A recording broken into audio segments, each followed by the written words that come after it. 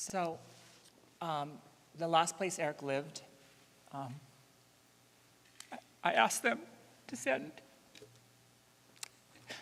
his last stuff, and so we're going to open it. I didn't open it yet. They just sent it. So we'll see what it is, and then I'll do the eulogy.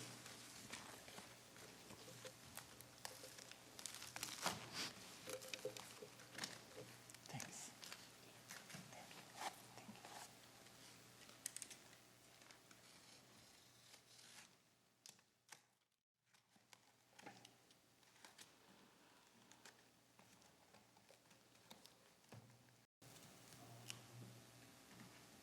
It's Erik's album. The Lion King, Disney's Lion King, Queen Greatest Hits, AC/DC, Kiss, and a record player, his record player. That's nice, eh? Yeah. Thanks, Richard. So,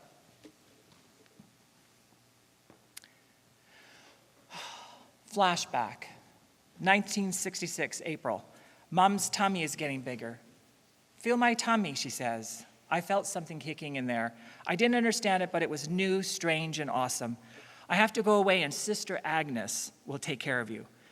What I remember from that week Erik arrived on Earth is this. I had to sleep with an old woman with a wooden leg. Every night she stole my pillow. She was also a bad cook. God, it's enough to turn someone gay. But then she left, thank God, and I got to hold baby Erik in my arms. Mom said, Donald, you get to help me take care of him. And so I did, or did I? Erik and I were basically fraternal twins.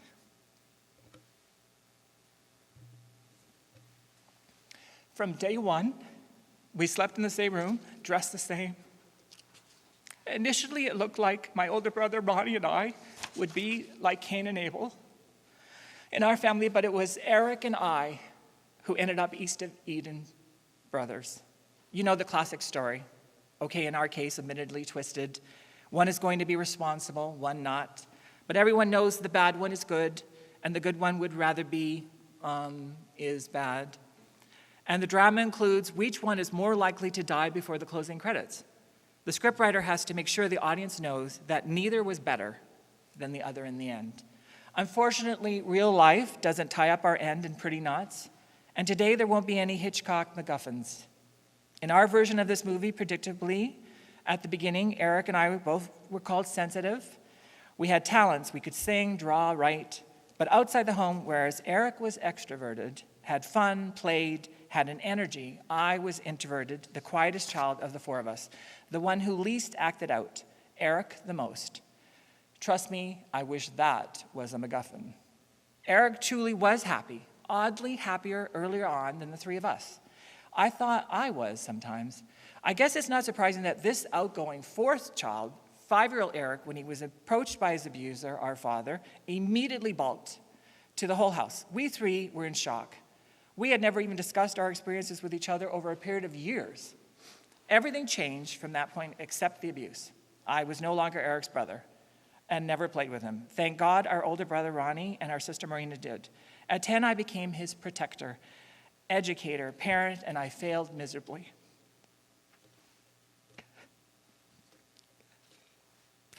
On all counts, except one. Protector from the predator. Now it all seems so horribly ironic. I knew I was damaged goods, so I made sure I was abused instead of him. As a child, I thought it's too late for me, but Erik has a chance of being innocent. Hundreds have told us over the years, thank you not, that Erik was responsible for his own path. Look at how well you three turned out. Hundreds of others told us tough love is the answer. Unfortunately, we listened to you. Turns out everyone is a reviewer. Abusing a child is not a fair test to head towards a path of healthy decisions, especially when all the curveballs that came his way. For example, a couple of years after Erik's disclosed, he was placed in a special ed class without the powers that be knowing he was sexually abused. Again, his 100% real-time reaction was being punished for telling the truth and not being able to concentrate in class and communicate why in terms an outside world would understand. Take this collage painting he did when he was around 13. The teacher marked on the back, "Some colors in the water are incorrect. It is a human drowning." Another sign, right, that was missed.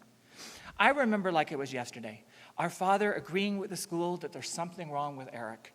And also me thinking, as always in silence, "You're pathetic." And you wonder why I can act? Maybe that's the clue.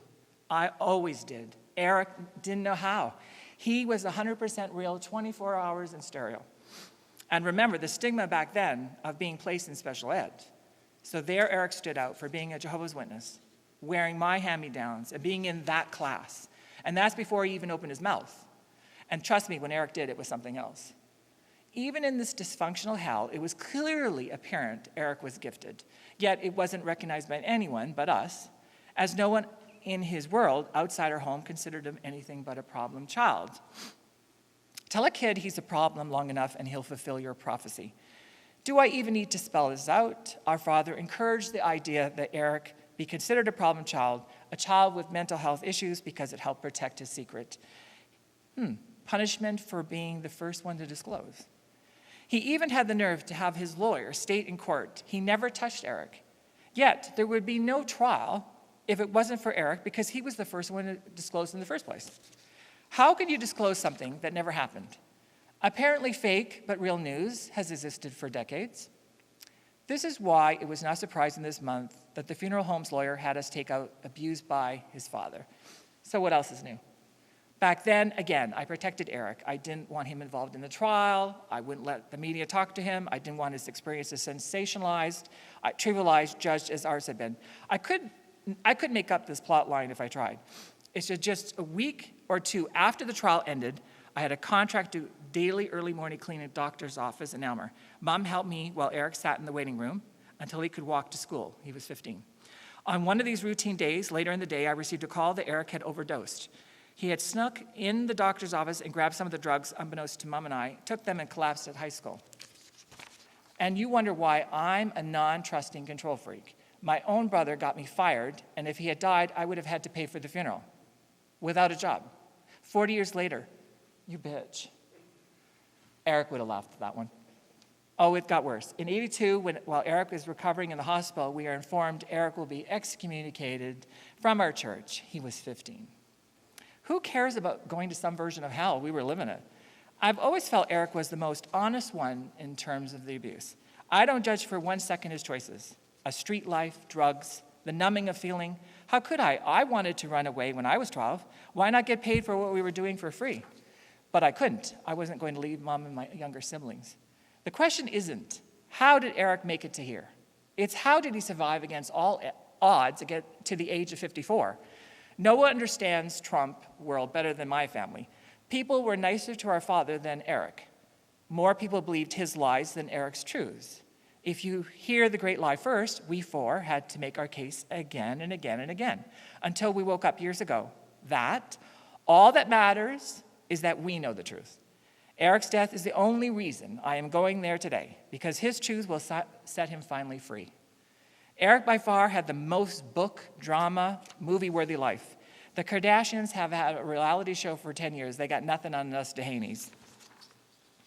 It kills me that 99% of Erik's stories will never be told. In just the 1% I do know, it was Erik, who I thought I protected, that ended up working the streets, tried to burn down his first foster home, and also a decade later, the psychiatric ward he was in, he tried to burn that one down too, and the drama never ended. In one of those wards, Erik met a young woman who was under psychiatric care. They developed a relationship. The only reason I found out about it is that this connection resulted in 2 children. I found the young woman's father's home in Masonville area. Yes, I expected a butler to answer the door. It was that big.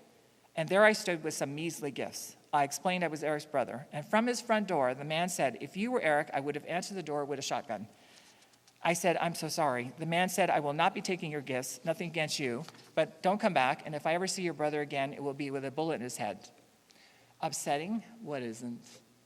About a year later, I received a notice in the mail from this man's lawyer that they would like Erik to give up his parental rights to the 2 children and sign them over to this man and his oldest son. I was in no quandary. Basically, homeless Erik, involved in God knows what, versus a well-off blood family adopting his 2 kids instead of foster care. Remember Firestarter Erik? He hated foster homes. So I convinced Erik to sign over the rights. I told him use the ensuing years to get your act together so that when they look you up when they are of legal age, you will be able to explain why you couldn't take care of them. He agreed. All 4 of us felt responsible for everything. Each other, Mom. Erik felt responsible for spilling the beans, and years later, for breaking up the family. I have felt responsible for his hell for 40 years. Marina wished she could have helped Erik more, and Ronnie wished he had done something so that Daniel wouldn't have abused his younger siblings and Mom. God, there is a theme here, isn't there? And it doesn't take Einstein to figure out who really is to blame. As the guilt debilitates me, of which survivor guilt is just a part, I do think it's ironic that Erik's abuser has no guilt. Daniel D'Haene and his many aliases, Noel Haney, et cetera, 5 wives and a new set of 3 boys and a girl, and a daughter from a girlfriend in between the 2 sets. He at 87 has thrived while Erik strived to exist. Why, he even once called the police on Erik for stealing from him. Well, I guess that's not really surprising since he called the police on Mom, telling them she stole his sewing machine. Why, he even sent me a postcard from jail saying he forgave me for everything I did to him. Oh, he even topped that. He sent a letter to a newspaper in Belgium informing them that I was dating a black man who had AIDS. Okay, now that's a MacGuffin, but that's his story, not ours. Come to think of it, his story has a lot of MacGuffins. You don't need to wonder where my sense of humor comes from. Erik had it too. I believe Erik is the most amazing one in our family. By a sure will to live, he survived a suicide attempt at 15, many more, and chose living for 39 more years. He ended up not wanting to die. One of the #1 questions I've been asked during these 4 decades, since we went public, have you spoken to your father? No, really. I have never spoke, answered, acknowledged Daniel in 44 years. I don't engage with destroyers of souls. And that is how we must come to terms with today's service. The murder of this tortured soul. My memoir fills in the early blanks, and it ended with my receiving a call that my sister died. But she didn't. The police had the wrong Marina. For 2 hours, I thought she was dead. Oh, by the way, who let Mom and I know that my sister had died? Daniel. My second memoir would begin with the call in 81 that Erik was near death, the doctor telling me to plan his funeral. But he lived. Now, that second memoir would end now, 40 years later, with getting a call that Erik did, in fact, die of a drug overdose. Can you understand why none of this is real to me? But everything was always real to Erik. Take my last conversation with Erik 3.5 years ago, just after Mom died. We Skyped for 37 minutes. Erik had slipped back into old habits a bit, he told me, since the news of Mom's death. Bobby, his agency director in Vancouver, had arranged for him to have a counselor again. He asked for him. And he said he was doing so much better and that losing Mom took him back. As we talked, when I'd cry, he put his hat over his front and looked down and go, "I can't watch you cry." Pretty sweet. And I tried and snap out of it. It was a lovely, sane chat. He definitely was not on drugs, and that is a miracle. He said it was the hardest thing he ever did to get off them. He asked what I did. I said I never did them because I don't trust them. I'd rather navigate the pain. And then he says, that's why I took them, so I wouldn't suffer the pain. I told him all the family knows that he is a good person. And does he know how much he is loved? And he said, yes. I treasure memories like this. He died from an accidental drug overdose. The coroner was so kind. This woman went beyond the call of duty, wanted to know Erik's history, assured me he was not in pain at the end. Not even knowing of my last conversation with Erik, she told me it is common for men of the streets to lose their way after their mothers die. And with Mom having dementia for years, he lost her years earlier. Having to arrange things from so far away was tough. But everyone was so great in the bizarre process. We didn't find out until 10 days after Erik passed away that he had. When I asked the Ministry of Health worker how I could find out if Erik had writings, etc., she gave me the name where he had lived his last 6 months. I immediately called, and the man at the desk said they were devastated at Erik's passing.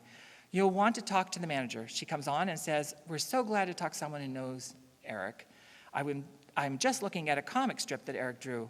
She said they all took to Erik. They were in shock because Erik was not using. So I was thrilled and devastated in a whole new way.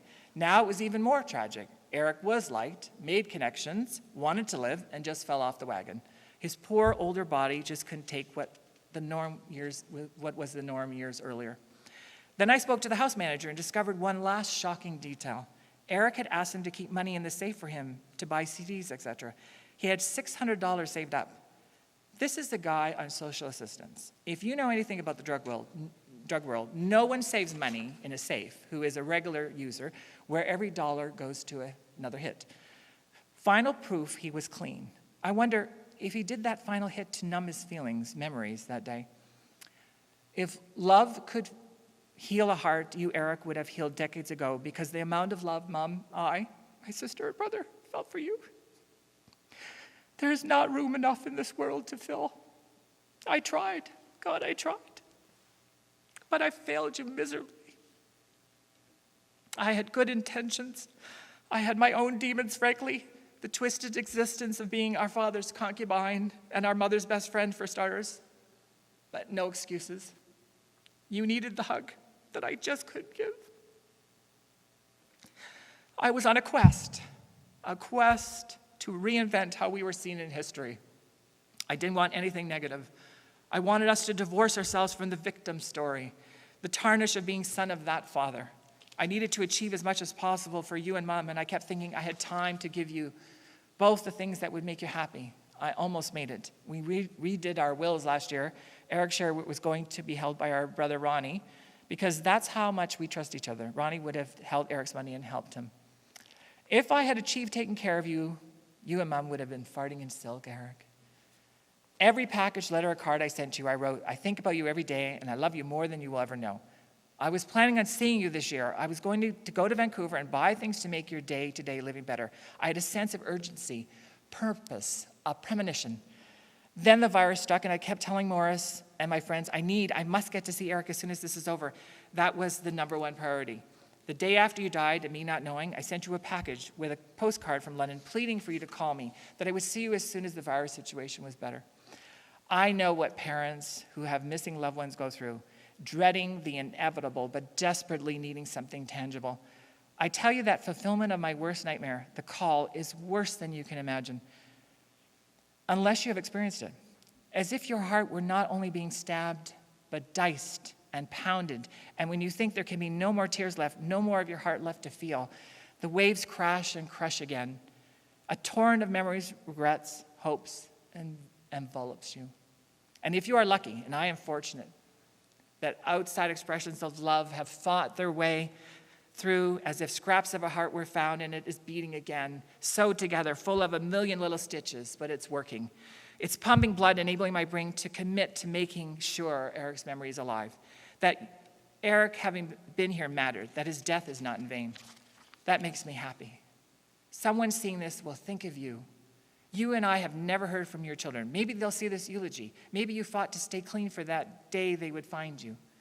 So many people who never met you have shed a tear over you. You, Erik D'Haene, will never be able to sing a duet. Because when we were together, I had not found my voice, but in an odd way you had. Well, you can sing duets to your heart's content now.